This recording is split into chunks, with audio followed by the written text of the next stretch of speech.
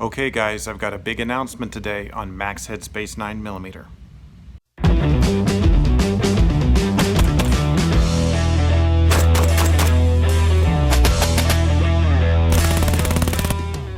So a few months back, I did some videos about my Sig556 rifle, and I also got a Sig556 pistol.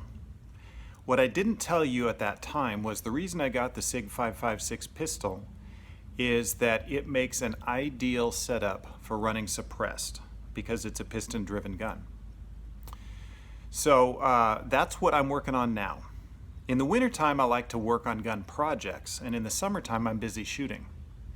So you might be wondering, well, 5.56, that's a supersonic round. Why would you want to bother suppressing that?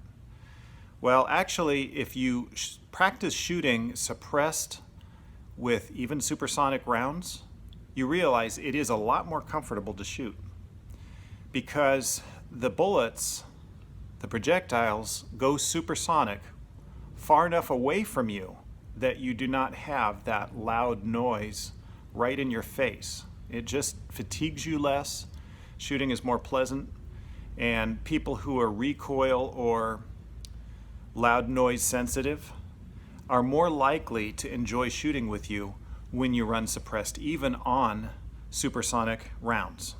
The rifle suppressor that I got was by Advanced Armament Corporation, or AAC. It's an AAC 7.62, and that will do anything 30 caliber and below in size. And then the pistol suppressor that I got was a Liberty multi-cal pistol suppressor.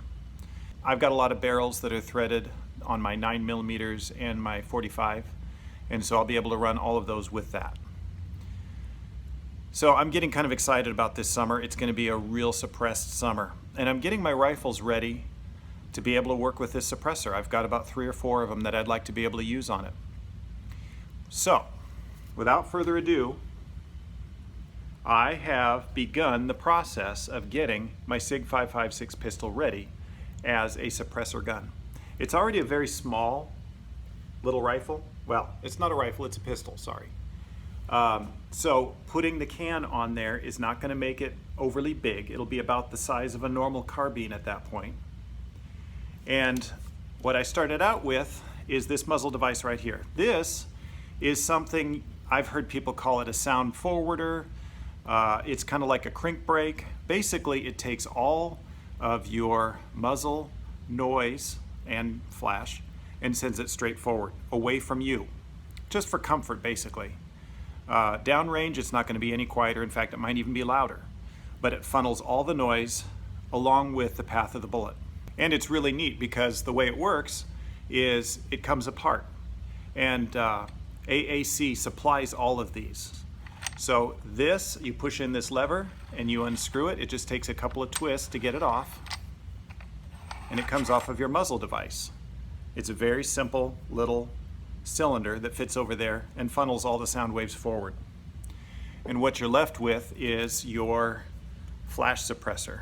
It also has these little ports in here, so it does do a little bit with recoil.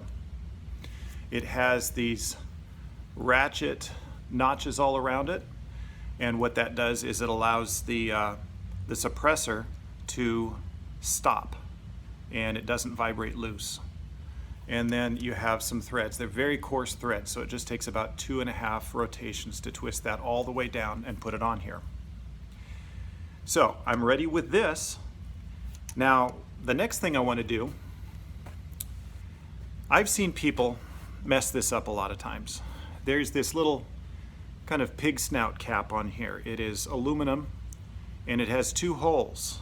I don't know if you can see that. There you go.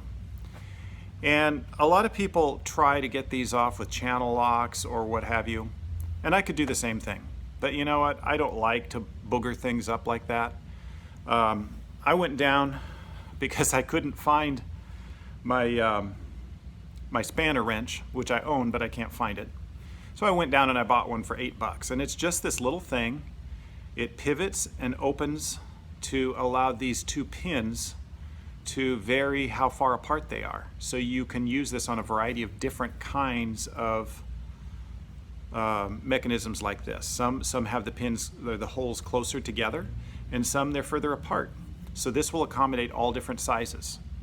So by using this, hopefully this will be easier to do, and it won't booger this up, because I don't know why I would ever want to put this back on here, but I just kind of like to not destroy things if I can help it. I really like Shockwave Technologies blade braces. They're cheap, they're lightweight, they're simple, they look the most like a buttstock of all the pistol arm braces. They're the cheapest. Some people find them uncomfortable against the shoulder if you should, for some weird reason, want to put them on your shoulder. I don't have a problem with that at all. When I get a cheek weld with this, if it happens to touch my shoulder, it never bothers me one bit. So it comes with a buffer tube, and this buffer tube has these holes in it, little detents, so that when you screw down that screw right there, that set screw, it keeps this from twisting on this buffer tube. This buffer tube will act as a real buffer tube. If you have a buffer and a spring, you can use this on an AR. It's functional, but it is bigger in diameter than the mil-spec buffer tubes. So this will not go on a mil-spec buffer tube. You have to use theirs, but it's big enough inside to house an actual working buffer. And it comes with a castle nut, just like the regular ones. So I'm going to put this on my Sig556, and I will have something that would be a little bit like an SBR for those of us who are second-class citizens and don't want to go to the ATF for permission to have a barrel that's less than 16 inches. So let's put this together and see what we get. Here we are in the workshop. I got my spanner wrench, and let's just see how hard this is to get off. You know, with the channel locks or a vice grip or pipe wrench, this is really hard to get a hold of because this is all round and smooth. But with this, let's see how hard it is. You want to make sure and push this in the holes and keep it pressed in so that it doesn't slip. I've already adjusted it for the width of holes I have on here. And actually, that's not that tight at all. Some people think that these things have Loctite in them, but I don't think they do. I think they just aren't using the right kind of tool to get this off.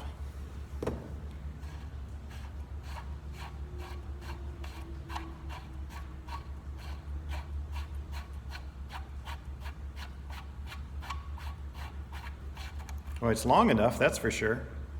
Cool. Well, that's a really nice piece. I don't know what I'm going to use it for, but it's well machined, and I'm glad I didn't destroy it. All right, so we need to keep this on here because it holds in our spring. All right, I've got my buffer tube right here. I'm going to run the castle nut all the way back, which you want to do. Now, this is just a test fit. You know, you might want to put some Loctite on these threads and just go for it, but I'm not going to do that because I actually might want a folding mechanism in here someday. I'm going to try it out for a while and decide if I want to add a folder later.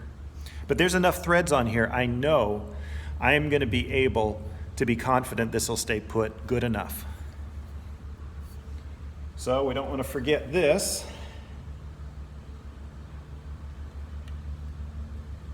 And you got to be conscious of that little spring in there. That thing wants to push this out.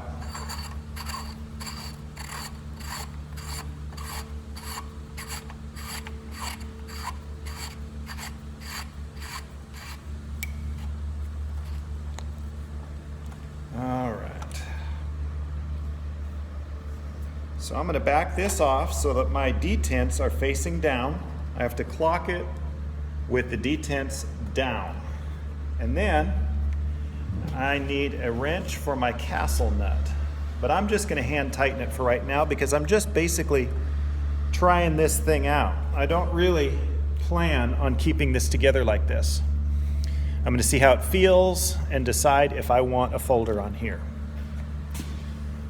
All right, we backed up just a little bit so we could see this thing now. I've got my Shockwave Technologies plastic thingy brace. And it's just literally a piece of plastic. That is all it is. But it's the shape that makes it legal. And on it goes. I'm probably going to start with it as collapsed as possible just so that I can keep this thing as small as I can. And you want to kind of go in very, very minimally with the set screw because you want to find that detent. You want to find one, and there it is. That is the one I want. And you tighten it down.